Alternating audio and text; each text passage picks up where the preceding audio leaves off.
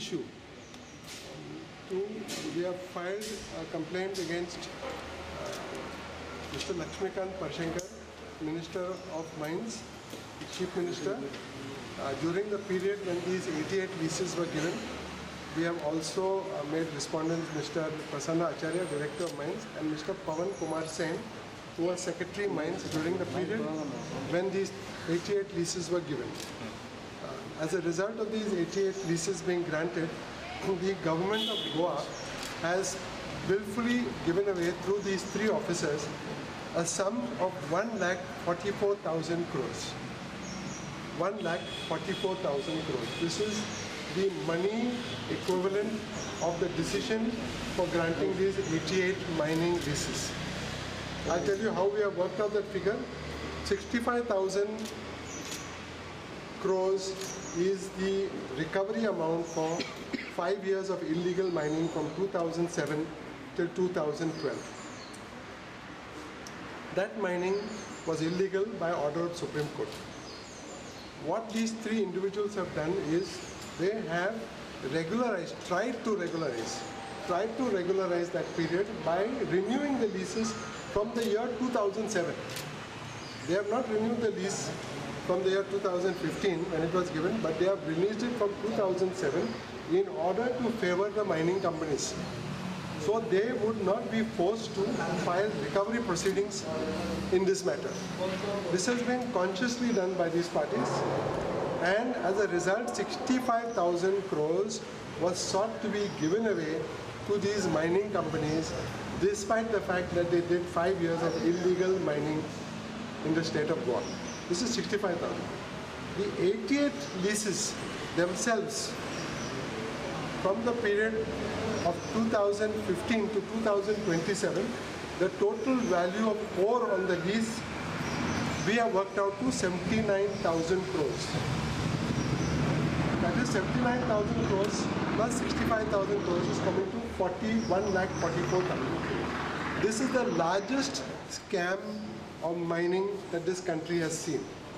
And therefore, we are attacking this time the public officials who are involved in granting these 88 leases. We have shown in the plaint, I have got 5 copies of the plaint. I don't have more because I don't have the annexures. But we have shown how these officials have violated specific directions of the Supreme Court, specific provisions of the MMDR Act to grant these 88 mining leases. They could never have been granted, and as a result, on the 7th of February 2018, all these leases have been cancelled by the Supreme Court. And in the order, the Supreme Court has made several very strong statements about the grant of these leases to these 88 leaseholders. So we intend to pursue this case for recovery. The petition that has been filed to the Lok Ayukta today is not for recovery. Please note, it is not for recovery. For recovery, we have already sent a show cause notice to the Chief Secretary and the Mine Secretary, Mr. Havaldar, what is his name? Daulat Havaldar, for recovery of the 65,000 crores. We have sent them a separate recovery because we are intending to pursue that case separately. This case is only for investigation of how Goan property owned by the public of the state of 1,44,000 crores was given away to these mining companies under the garb of renewal of these mining leases. So please remember this. It's not the same as recovery. We have discussed the whole case here, but basically it is for finding out how these orders work, because we do not know how a mines director could sign on one single day 31 mining leases. It is not possible. It is not possible unless he is blindly signing the leases because some person above him has told him. Recently we have come to know that Mr. Parshankar denies that he has granted the leases. So we want the Lok Ayukta to find out who has granted these leases. We know that 13 mining leases were given by Mr. Parikar. But we have not named Mr. Parikar as a respondent because he is ill. So as a matter of decorum, we have not named Mr. Parikar. if the Lok Ayukta finds that there is substance in our complaint, and if he tells us that you have to make Mr. Parrikar a party, and if Mr. Parrikar returns to Goa in good health, then we will amend the petition and we will make him a party. But at the moment, the Goa Foundation says we should not make him a party till he is better and till he is able to respond to these charges. But he was liable for approving on the 5th and 7th of November a total of 13 mining leases, which should not have been given as per the judgment of the Supreme Court. Sir, have you submitted any supporting document in the complaint? Yes, we have submitted 300 pages of documents, including the Supreme Court orders, High Court order, all the research data of the Goa Foundation. There is a whole list of documents which are given in the index. There's a whole list of documents which are submitted together with the plaint, and Mr. Lok Ayukta's office will examine the plaint for objections. After the objections, they will call us. It will go up for preliminary study of the Lok Ayukta, and if the Lok Ayukta issues notice, then we will proceed further. But there is a procedure to be followed. If Mr. Parshenkar has signed any files, it is his duty to come and say, yes, I was aware that I was giving away 1,44,000 crores to these people, and despite that, I have signed. He should have the courage to come to the public and say that it is my decision. He should not try and put it on other people. But after the Lok Ayukta, if he examines this complaint, and if he will conduct his own, he will call for the files, and he will find out who has made these decisions to grant these leases. Except for the last 3 years of mining, which is about 4,000 crores, 79,000 crores minus 4,000 crores is back in the hands of the people of the state. Means it will now be given as auction or through any other means. But once it goes for auction, the value will go from 79,000 crores to 5 times the amount. 5 times the amount. That is what we have achieved by the second petition. We have recovered the value of 79,000 crores. But that is now. We are still saying, you please examine how these leases were issued, and the Goa state gave up its demand for 1,44,000. This is what we are asking.